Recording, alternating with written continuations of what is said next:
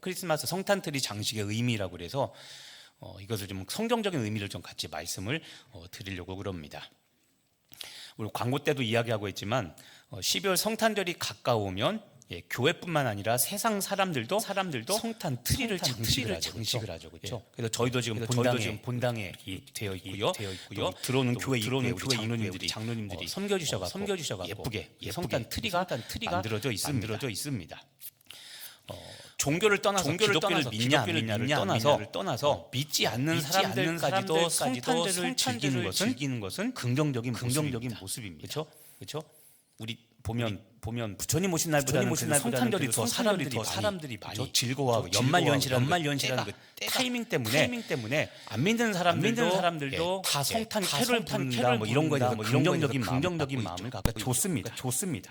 근데 반면에 예수님께서 이 땅에 오신 그 십자가 인류 구원의 목적은 우리가 잘 전하지 않으면서 그냥 장식만 하고 연말이라 들뜬 기분으로 지내고 하는 이런 것들은 우리가 비판받기도 합니다. 그리고 제일 중요한 것 성탄절의 주인공은 산타크로스가 아니라 예수님인데 우리는 산타 할아버지가 산타지만 오매불망 기다리잖아요. 손자 손녀들이 그렇죠. 자기가 착한 일인지 나쁜 일인지 생명책 자기 나름대로 뒤져보면서 선물을 받을 수 없을 건데 예수님이 성탄의 주인공이죠. 성경에 보면요 어떤 물건이나 또 어떤 사람이나 또 어떤 지역 지명 이런 곳에는 뜻이 있고 그 뜻이 갖고 있는 상징성이 있습니다. 그리고 이제 오늘 말씀드리는 성탄 트리 장식물도 사실은 각각의 상징성이 있습니다. 보통 성탄 트리 보면 여러 개 장식물들을 이렇게 데코레이션을 하잖아요, 그렇죠? 오늘 이제 이런 것들을 말씀드리려고 원래 성탄 장식물에는 의미가 있습니다. 아까도 얘기했지만 어디 교회 거게요? 일본 강릉 성결교회, 강릉 신천지교회. 어디 거게요? 저희 교회 겁니다. 그렇죠? 저희 교회에서 보면 트리에 보면 여러 가지 달려 있잖아요. 그렇죠?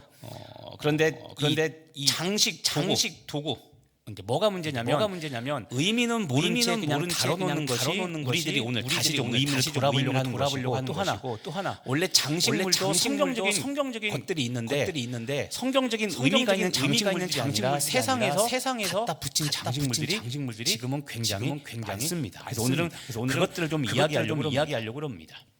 지금 보시는 것처럼 보통 이게 이제 쿠팡이나 이런 데 가서 성탄 트리 장식물 치면 나옵니다. 여러 가지 것들이 나오는데 이 중에서 성경적인 의미가 있는 장식이 있고 그냥 상술로 사람들이 은근슬쩍 끼워놓은 것들도 있습니다. 오늘은 그것들을 분별하고 이런 것들이 어떤 의미가 있는가를 성탄 대림절 기간 동안 같이 좀 마음에 새겨보는 시간으로 맞으려고 오늘 말씀을 전하게 된 겁니다.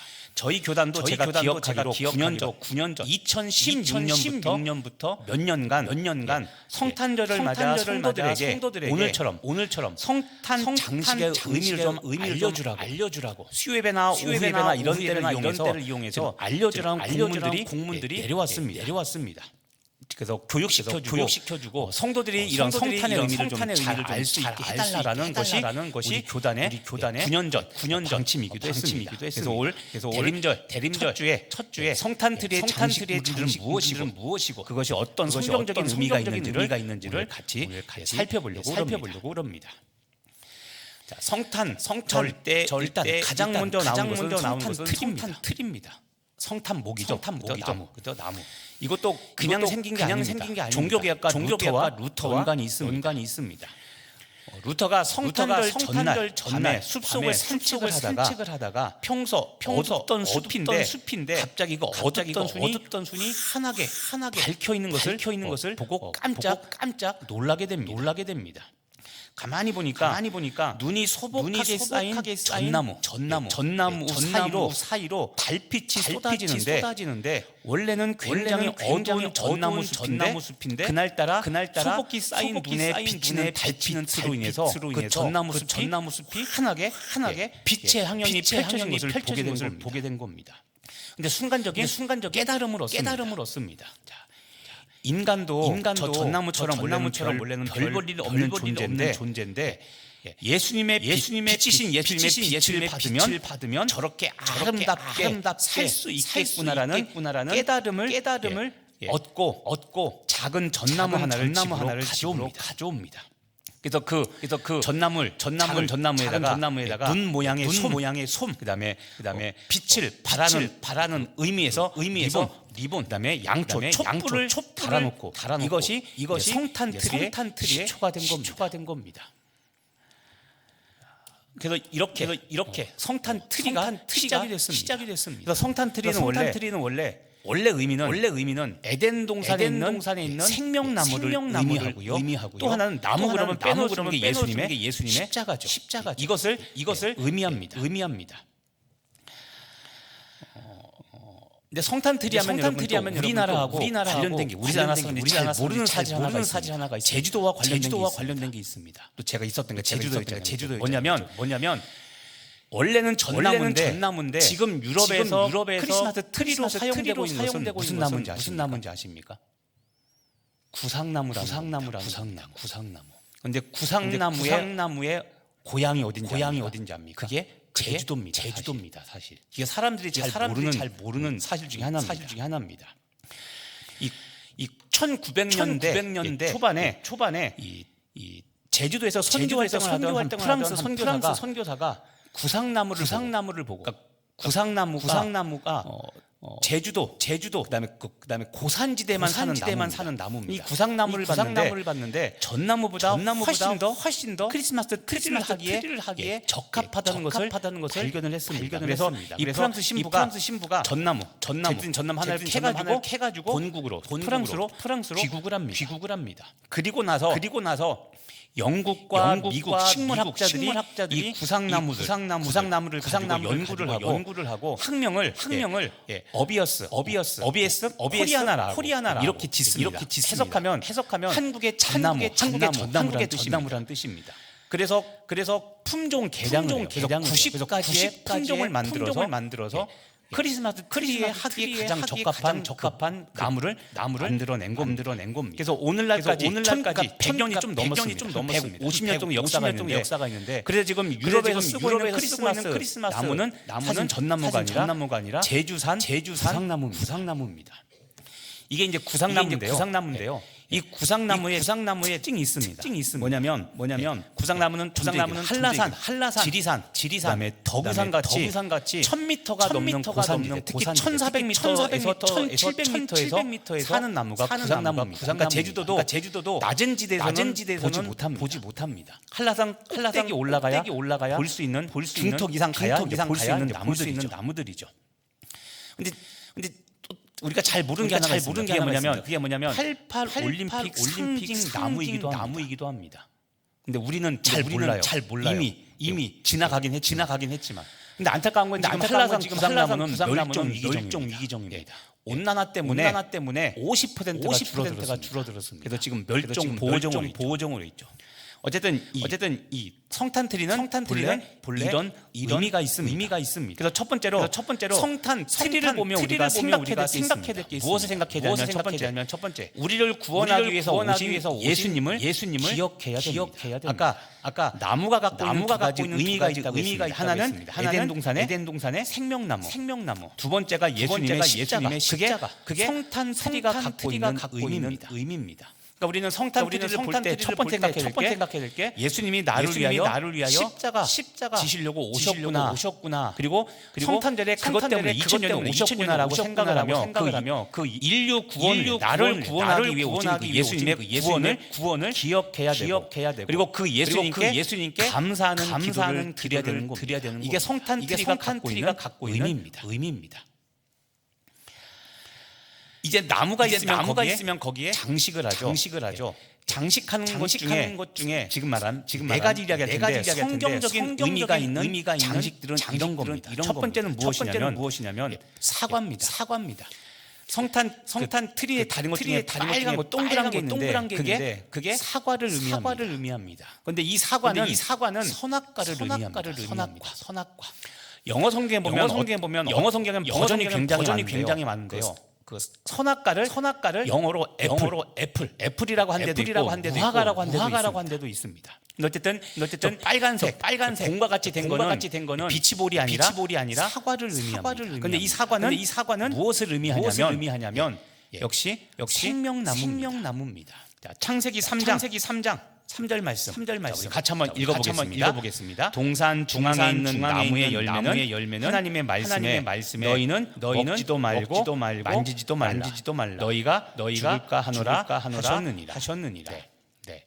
동산 중앙에 있는 나무 열매, 생명나무. 그것을 의미하는 바가 크리스마스 장식 중에 빨간색 사과가 의미하는 겁니다. 자, 이 열매는 먹지 말아야 됩니다. 분명히 하나님께서 먹지 말라고 말씀하셨죠. 그런데 마귀가 와서 퀘스천 마크를 붙이죠. 먹어도 돼. 그리고 먹으면 너 하나님과 같이 될 거야. 자, 금령 하지 말라고 분명히 말씀했는데 거기에 그 말을 그냥 그대로 믿으면 되는데 우리는 퀘스천 마크를 붙여서 의심하기 시작했죠. 이게 이제 타락의 시작입니다.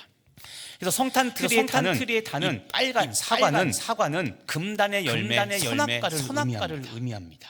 그래서 이 선악과가 주는 빨간색 장식이 주는 의미가 무엇이냐면 선악과 범죄로 인해서 그로 인한 죽음 그 죄와 기억하라는 겁니다. 그러니까 성탄 장식에 빨간색 동그란 것이 달려 있으면 이것은 선악과고 맞아. 우리 조상 아담과 하와 할아버지 할머니가 순종하지 않아서 우리가 결국 죽음을 맞이하게 됐으라는 이 죄를 기억해야 되는 겁니다. 우리는 죄를 지을 수밖에 없는 이런 연약한 존재거나 이렇게 죽을 수밖에 없는 연약한 존재가 바로 우리들이구나. 이것을 우리가 그 빨간 사과 이것을 보면서 장식을 보면서 우리가 깨달아야 될 것들입니다. 로마서 3장 23절에 모든 사람이 죄를 범하였음에 하나님의 영광에 이르지 못하더니 그것을 생각하는 게 빨간색 장식 사과입니다. 두 번째 장식이 있습니다. 백합화 또는 장미꽃입니다. 사진 중에 가운데 보면 빨간색 사과가 아니라 꽃 모양이 있습니다. 장미를 의미하는 빨간색 장미. 오른쪽에 보면 하얀색 꽃이 있습니다. 백합입니다. 저건 성경적인 장식인데 저런 것들은 장식이 잘 팔질 않습니다. 아까 말한 것처럼 상업적인 그 회사 이런데 팔아놓은 회사 입장에서는 저게 별로 마음에 안 들었는지 저런 장식을 구하기는 어렵습니다. 요즘 보면요. 성탄 트레이 장식하는 하얀색은 백합이고요. 꽃이 있다면 빨간색 꽃이 있다면 그것은 장미를 의미합니다. 그런데 꽃은 꽃인데도 파는 것들을 보면 백합이나 장미가 아니라 그냥 우리가 알지 못하는 꽃으로 그렇게 팔고 있는데 아까 말씀드린 성경적인 의미가 아닌 벗어난 그냥 판매자들이 자기 마음대로 바꿔놓은 겁니다. 이사야 35장 1절과 2절을 우리 한번 같이 읽어보겠습니다. 광야와 메마른 땅이 기뻐하며 사막이 백합화같이 피어 즐거워하며 무성하게 피어 기쁜 노래로 즐거워하며 레바논의 영광과 갈멜과 샤론의 아름다움을 얻을 것이라. 여기 보면 사막이 백합화같이 피어라고 되어 있죠. 그리고 샤론의 아름다움. 샤론은 장미꽃을 의미합니다. 그래서 예수님과 관련된 역시 그래서 이 사막의 백합화가 피고 그다음에 샤론의 아름다움을 얻겠다. 이게 뭐냐면 생명을 피우는 예수님을 상징하는 겁니다. 꽃 샤론의 꽃 찬송에도 있죠 가사. 그것처럼 백합화 그리고 샤론처럼 생명을 피우는 꽃을 피우는 예수님 이게 성탄 장식에서 하얀색 꽃 백합화와 빨간색 꽃 장미가 의미하는 건데 아까 말씀드린 것처럼 이거는 장식에 많이 없습니다. 원래 이런 게 있어야 되는데 이런 것들을 없애고 자꾸 다른 것들을 갖다 장식으로 만들어서 문제입니다. 루돌프, 산타, 양말, 그렇죠. 산타 모자, 이런 것들을 장식으로 대체해서 걸고 있죠. 아무튼 두 번째는 백합과 장미입니다. 백합과 장미를 보면서 우리가 기도하고 깨달을 것은 무엇이냐면 사막에서 피어나는 백합이나 장미 이것은 좀 전에 말씀드린 생명을 피우는 예수님을 상징하는 겁니다. 그리고 십자가 고난을 이겨내고 부활하셔서 승리함으로 우리에게 영생을 주신 예수님을 상징하는 겁니다. 그렇기 때문에 이 두 가지를 보면서 기도할 것은 하나님 나도 예수님처럼 생명을 피우기 위해서 내가 당한 십자가 고난을 이겨내게 해주시고 그리고 나도 예수님처럼 십자가 사명 감당하게 해달라고 기도하는 마음으로 그 장식들을 보셔야 되는 겁니다. 백합과 장미는 생명을 피워내는 꽃. 그래서 고난과 역경을 이겨내고 십자가 사명 감당하는 예수님을 의미하는 게 백합과 장미가 갖고 있는 의미인 겁니다. 성탄절이 장식 세 번째는 무엇이냐면 빵입니다. 떡. 근데 식빵이랑 빵 모양이 아니라 장식 중에 황금색, 노란색이나 황금색 동그란 볼 모양을 달아놓습니다. 아까 첫 번째 빨간색 볼 모양이 있댔죠. 사과인데 선악과를 생명나무를 의미하는 건데 여기도 마찬가지입니다. 빵 모양이 아니라 그냥 황금색 공으로 이렇게 대체해놓은 것들이 있습니다. 근데 이게 빵입니다. 떡. 성경은 떡이라고 되어 있죠. 왜냐하면 예수님은 자신을 뭐라고 얘기했습니까? 나는 생명의 떡이라고 그랬죠. 바로 그걸 상징하는 겁니다. 자, 요한복음 6장 35절. 자, 같이 한번 읽어보겠습니다. 예수께서 이르시되 나는 생명의 떡이니 내게 오는 자는 결코 줄이지 아니할 터이요. 여기서 생명의 떡이라고 말씀하죠. 그래서 황금색 그게 누런 갈색, 황금색, 황토색, 빵을 의미하는 겁니다. 또 요한복음 6장 48절 한번 읽어볼까요? 내가 곧 생명의 떡이니라. 여기서도 예수님께서 또 한 번 내가 생명의 떡이다. 근데 그 황금색 공이 바로 생명이신 예수님, 생명의 떡이신 예수님을 의미하는 겁니다. 또 하나 성경 요한복음 6장 50절과 51절 한번 같이 읽어보겠습니다. 이는 하늘에서 내려오는 떡이니 사람으로 하여금 먹고 죽지 아니하게 하는 것이니라. 나는 하늘에서 내려온 살아있는 떡이니 사람이 이 떡을 먹으면 영생하리라. 여기서도 보면 나는 하늘에서 내려오는 떡이다라고 예수님이 자아선언. 난 떡이다. 그리고 이것을 사람으로 하여금 먹고 죽지 않게 하려 영생을 얻게 한다. 먹는다는 것은 예수님을 영접하는 것을 의미합니다. 영접. 그래서 사람이 이 떡을 먹으면 영생하리라. 나를 먹으면 이 말은 예수님을 직접 먹는다는 것이 아니라 예수님을 영접하면 영생 구원을 얻는다라는 그런 의미인 겁니다.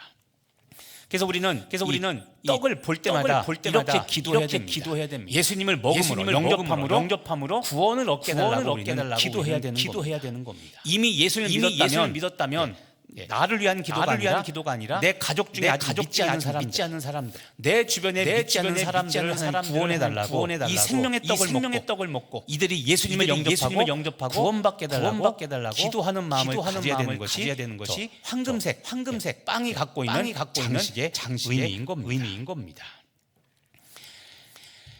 마지막 네 번째 양초가 있습니다. 양초. 오늘 말씀이죠. 이사야 9장 2절. 다시 한번 읽어볼까요? 흑암에 행하던 백성이 큰 빛을 보고 사망의 그늘진 땅에 거주하던 자에게 빛이도다. 여기서도 보면 빛이 나오죠. 이사야 9장은 메시아를 예언하는 말씀 중에 하나인데 그 중에 예수님을 뭘로 비유했냐면 큰 빛으로 비유했습니다. 특히 사망의 그늘 찐 땅에 거주하던 사람들에게 빛이 비친다. 그래서 그 빛을 지금은 우리가 전기담화가 있지만 예전에는 그런 게 없죠. 그래서 양초를 장식물로 하게 된 겁니다. 뿐만 아니라 예수님은 요한복음 8장 12절에 이렇게 말씀하셨죠. 같이 읽어보겠습니다. 예수께서 또 말씀하여 이르시되 나는 세상의 빛이니 세상의 빛이다. 예수님이 스스로 자기 자신을 빛이라고 말씀하셨습니다. 빛이신 예수님이기 때문에 예수님의 탄생도 빛과 연관된 것들이 있습니다. 우리가 잘 아는 동방박사들의 동방박사를 기록하고 있는 마태복음에 보면 박사들이 그 예수님을 탄생한 곳을 따라가는데 별이 인도하는 것을 따라갔죠. 여기서 보면 별이 비추는 빛을 보고 갑니다. 빛이신 예수님이 이 땅에 오셨는데 역시 하늘에 별이 빛을 비추며 동방박사들을 인도하죠. 앞서서 인도하죠. 그래서 예수님은 빛이십니다. 오늘도 보면 대부분의 장직들이 누구를 다 상징합니까? 예수님이었죠. 그래서 이런 겁니다. 성탄틀이 점등을 하는 이유가 무엇이냐면 큰 의미로 이런 겁니다. 우리 교회가 있는 주변 지역, 우리 교회는 임당동입니다. 과거 임당동. 그리고 길 건너면 홍제동. 옆으로 가면 중앙동. 이런 지역에 빛을 비춰서 믿지 않는 사람들이 그 빛을 보고 예수님께 돌아오게 하는 구원받게 해달라는 것이 성탄틀이 점등에 담겨있는 의미인 겁니다. 오늘 말씀을 다시 한번 보면 흑암에 행하던 큰 빛을 보고 사망의 그늘 땅에 거주하던 자에게 빛이 비치도다. 다시 앞으로 가보면 우리 교회 주변에 믿지 않는 사람들이 있습니다. 그 사람들에게 빛을 비춰서 그 사람들이 빛을 보고 빛이신 예수님을 보고 예수님께 회개하고 돌아와 하나님의 아들딸이 되게 하는 구원받게 하는 것. 이것이 성탄틀을 하는 목적인 겁니다. 그러니까는 우리가 가르쳐야 됩니다. 집에 가셔서 아들딸들에게 손자 수녀들에게 이런 것들을 가르치고 이런 의미가 있는 거야라고 이야기해 줄 수 있어야 됩니다. 다른 의미는 조금 잊어버렸더라도 빨간색 생명나무 선악과를 의미한다고 그랬죠. 그다음 두 번째 뭐였습니까? 두 번째 뭐였어요? 그죠. 두 번째 뭐였어요? 그 의미가 뭐였어요? 의미가 뭐였어요? 생명을 피어나신 예수님이에요. 그렇죠? 세 번째 뭐였습니까? 네, 빵. 생명의 떡이신 예수님. 네 번째 양초. 빛이신 예수님. 다 예수님께 포커스가 맞춰져 있습니다. 그래서 기억해야 됩니다. 성탄틀의 핵심은 빛입니다. 세상에 빛을 비추는 교회. 세상에 빛을 비추는 성도. 이게 성탄트리가 갖고 있는 의미인 겁니다. 그러니까 저와 여러분이 대림절 기간 동안 이제는 성탄트리를 볼 때마다 그런 것들을 기억하시고 집에 혹시 성탄트리 해놓은 분도 계시지 않습니까? 미리 그런 분 있다면 할아버지 할머니들이 손자 손녀가 오면 이거는 뭐다? 그건 무슨 의미야? 알려주시고 그리고 볼 때마다 기도하셨으면 좋겠습니다. 다시 한번 이야기하지만 대림절 누구를 기다립니까? 첫사랑 오빠 기다리는 거 아니죠, 그렇죠? 예수님이죠. 대림절에 기다리는 주인공도 예수님. 오늘도 성탄절이 장식들도 보니까 대부분 다 누구를 상징해요? 예수님이죠. 유일한 구원자 예수 그리스도입니다. 사도행전에 이야기했죠. 우리에게 구원을 받을 만한 다른 이름을 주신 적이 있다 없다? 없다 그랬죠. 근데 이단들은 있다고 이야기해요. 그게 누구냐면 그들이 말하는 교주들입니다. 근데 여러분 예수 외에는 구원을 받을 만한 이름을 준 적이 없습니다. 그러니까 여러분도 예수님을 기억하시고 예수님만 생각하시고 예수님만 전해서 한 생명이라도 구원하는 귀한 이번 대림절 그리고 여러분 안에 예수님을 닮아가는 여러분들이 바랍니다. 단송하고 기도하겠습니다.